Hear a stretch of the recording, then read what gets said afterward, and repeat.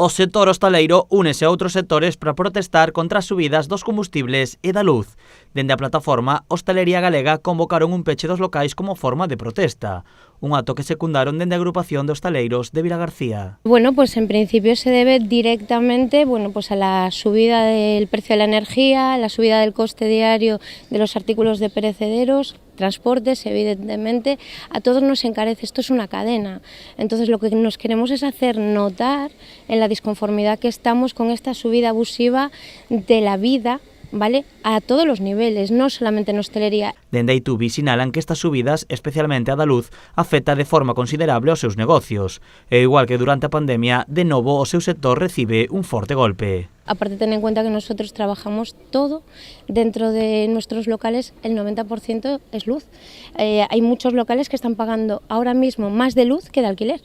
Entonces, esto nos aboca a un cierre. Lo cual quitamos empresas, quitamos puestos de trabajo y eso no se ve. ¿Dónde están ahora?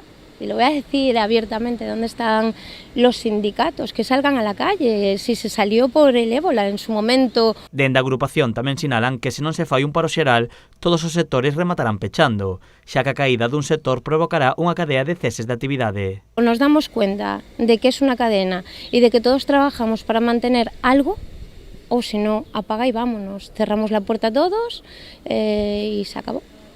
No hay mucha más.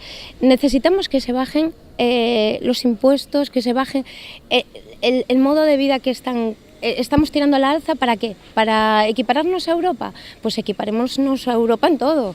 Salarios, el tema de que a ti te retiran un tanto por ciento de una nómina bastante elevado, pero te lo repercuten en no tener que pagar muchísimas más cosas que nosotros sí que tenemos que pagar. O peche era opcional e gran parte dos negocios continuaron abertos, non só en Vilagarcía, senón tamén en outras vilas como Caldas, Cambados ou Vilanova. Os locais que decidiron continuar traballando advertiron que non estaban a favor dunha parada opcional, considerando que a única solución para conseguir que se lles escoite é unha folga xeral.